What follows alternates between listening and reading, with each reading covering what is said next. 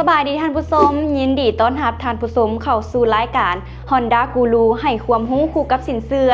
ซึ่งเป็นรายการที่ว่าจะพาท่านผู้ชมไปไขข้อสงสัยเกี่ยวกับรถสินเชื่อซึ่งมื้อนี้เราจะมาโอ้ล้มกันในหัวข้อผ่อนแบบใดให้สบายกระเป๋าของเราหรือว่าจ่ายค่างวดแบบใดบ่ให้มีปัญหาตามมาเจ้าและตอนนี้เราก็อยู่กับตัวแทนจากบริษัท IM ลาวสินเชื่อนั่นเองเจ้าสบายดีสวัสดีข้าพเจ้าเองมีชื่อว่าสมเคนไซน์ซิตหรือว่าเคนเนาะซึ่งว่าข้าพเจ้าเฮ็ดเวียกอยู่ที่บริษัท IM ลาวเซาสินเชื่อเนาะซึ่งว่าเฮ็ดเวียกอยู่ตำแหน่งพนักงานบริการลูกค้าเนาะวันนี้รู้สึกดีใจหลายเนาะที่ว่าจะมาให้ความรู้เกี่ยวกับเรื่องสินเชื่อเนาะแก่ท่านผู้ชมให้รู้นำกันเจ้าเราจะมาคำถามแรกเลยเนี่ยเขาอยากจะรู้ว่าถ้าสมมติว่าคนที่จะเริ่มผ่อนรถแมนต้องเริ่มจากจุดใดเปอร์เซ็นต์เท่าใดเจ้าสำหรับการเริ่มต้นเนาะในการผ่อนรถเนาะซึ่งว่าทางเฮานี่จะให้เหมาะสมเนาะทางเฮานี่จะแนะนำให้ประมาณ20-30% เนาะของค่าใช้จ่ายหรือว่าเงินเดือนของลูกค้าในเดือนนั้นเนาะซึ่งว่ามันจะบ่ให้ส่งผลกระทบต่อรายจ่ายอื่นๆเนาะเจ้าโดย1/4เนาะเจ้าประมาณ1/4ก็คือห้ามเอาค่างวดหลายก่อนเงินเดือนเนาะเจ้าเจ้าแล้วถ้าสมมติว่าเฮามีเงินก้อนนี่เฮาสามารถมาโปะเลยได้บ่เจ้าถ้าว่าเฮามีเงินก้อนเนาะก็สามารถมาโปะได้เลยเนาะซึ่งว่าการโปะนี้จะเฮ็ดให้เฮาลดดอกเบี้ยได้หลายเนาะซึ่งสามารถประหยัดค่าใช้จ่ายเนาะดอกเบี้ยได้สูงซึ่งว่าก่อนที่ว่าเฮาจะมาโปะนี้เฮาต้องเช็คก่อนว่าจะมีค่าธรรมเนียมเอียงหรือบ่เนาะว่ามีค่าปรับใหม่สูงหรือบ่เนาะและนอกจากนี้เฮาก็ต้องเช็คว่าเฮาควรมาโปะในช่วงเวลาใดโดยสรุปแล้วก็คือถ้ามีเงินก้อนแล้วปิดเลยจะดีกว่านะเจ้าแล้วเจ้าโดยถ้าสมมติว่าเฮาผ่อนไปแล้วเนาะเฮารู้สึกว่าผ่อนหนักไปแล้วทางบริษัทสินเชื่อนี่เพิ่นมีวิธีแก้ไขแนวใดเนี่ยเจ้าก็คือถ้ากรณีว่าลูกค้าผ่อนไปแล้วเนาะแล้วค่างวดอาจจะหนักเกินไปเนาะสำหรับรายรับของลูกค้าเนาะทางเฮาควรแนะนำให้ลูกค้าเนาะเข้ามาเนาะทางบริษัทของพวกเฮาเพื่อมาปรึกษาหารือกันว่าบางเทื่อเนาะทางบริษัทเฮาก็สามารถปรับเปลี่ยนโครงสร้างหนี้หรือว่าขยายระยะเวลาลูกค้าเนาะให้ยาวขึ้นได้เจ้าขอเพียงแต่บ่หนีให้เข้ามาลงกับบริษัทได้เลยเนาะเจ้าถือว่าบริษัทก็มีเคล็ดลับหรือว่ามีทางออกให้ลูกค้าอยู่แล้วเนาะเนาะขอแต่ว่าให้ติดต่อเข้ามาทางสินเชื่อเฮาเนาะ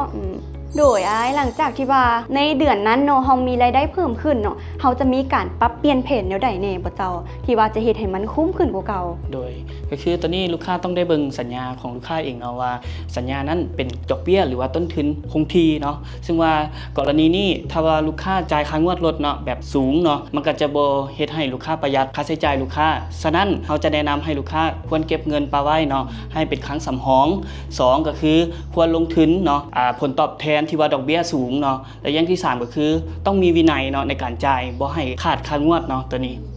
สรุปแล้วคือต้องมีวินัยให้กับตัวเองเนาะแล้วเราต้องเก็บเงินสำรองไว้ประมาณจักเดือนโดยสำหรับเงินค้างสำรองเนาะหรือว่าเงินสำรองเนาะในการจ่ายค่างวดรถนี่แม่นเฮามีอย่างต่ำแม่น3-6 เดือนเจ้าก็คือว่า3-6 เดือนเพื่อปรับเนาะบ่ให้มีปัญหาเข้ามาเนาะเจ้าแล้วนอกจากที่ว่าจ่ายค่างวดรถไปแล้วเนาะยังมีค่าอย่างที่ท่านผู้ชมยังบ่ฮู้แน่บ่เจ้าโดยนอกจากค่างวดรถเนาะผู้คนส่วนหลายก็คิดว่ามีแต่ค่างวดรถซึ่งว่านอกจากค่างวดรถแล้วเนาะก็จะมีค่าอื่นอีกเนาะตัวอย่างเช่นค่าธรรมเนียมเนาะในการอนุมัติเอกสารต่างๆเนาะค่าเซอร์วิสต่างๆหรือค่าน้ำมันรถค่าประกันภัยค่าเทคนิคค่ากวดกะแต่ละประจำปีเนาะประมาณนี้แล้วก็ที่สำคัญที่สุดก็คือค่าปรับใหม่เนาะในกรณีลูกค้าจ่ายค่างวดซ่าเนาะตัวนี้ต้องใส่ใจเนาะถามว่าเข้าใจอีหยังก็สามารถเข้าไปสอบถามได้เลยเนาะมีหลายอย่างมีแนะนำหลายอย่างเลยท่านผู้ชมโดยมาเฮาตัวนี้เนาะเฮาอยากจะให้ฝากเคล็ดลับเล็กๆน้อยๆสำหรับคนที่อยากผ่อนรถในเจ้าโดยสำหรับเคล็ดลับเนาะในการจ่ายค่างวดรถเนาะทางเฮาก็จะแนะนำว่า1ควรเลือกค่างวดรถบ่ให้เกิน20-30% ของรายได้หรือว่าเงินเดือน2เนาะถ้าว่ามีเงินก้อนเนาะให้แนะนำให้ลูกค้านั้นวางดาวสูงเพื่อจะเฮ็ดให้ดอกเบี้ยและ ต้นทุนนั้นน้อยลงเนาะถ้าว่ามีเงินค้างสำรองเนาะอันนี้เขาก็ควรดีเนาะอยังน้อยก็แม่น3-6 เดือนและก็อย่าลืมว่านอกจากค่างวดรถเนาะก็จะมีค่าใช้จ่ายอื่นๆเนาะหรือว่าค่าเซอร์วิสต่างๆเนาะแล้วที่สำคัญคือกรณีลูกค้ามีปัญหาหรือว่าเริ่มจ่ายค่างวดบ่ไหวแล้วแม่นให้เข้ามาติดต่อพัวพันนำทางบริษัทเฮา สามารถติดต่อเข้าไปทางบริษัทได้เลยเนาะ แม่นแล้วเจ้าสามารถเข้ามาได้เลยเจ้า และนี่ก็เป็นเคล็ดลับที่สำคัญที่ว่าท่านใดที่ว่าต้องการออกรถต้องแม่นได้ศึกษาหรือว่าควรรู้นั่นเอง และก่อนจะจากกันไปทาง Honda ของเฮาก็มีของขวัญเล็กๆน้อยๆมอบให้แก่บริษัท IM ลาวเซาสินเสือที่ว่ามาให้ความรู้มาให้สาระดีๆแก่พวกเฮาและท่านผู้ชมนั่นเอง เจ้าขอบใจ ยินดีเจ้าสำหรับท่านใดที่ต้องการออกรถกับทาง Honda ของพวกเราแม่นสามารถติดต่อเข้าไปที่เพจ Facebook Honda ลาวหรือเข้าไปสอบถามข้อมูลได้อยู่ที่ศูนย์วัดไต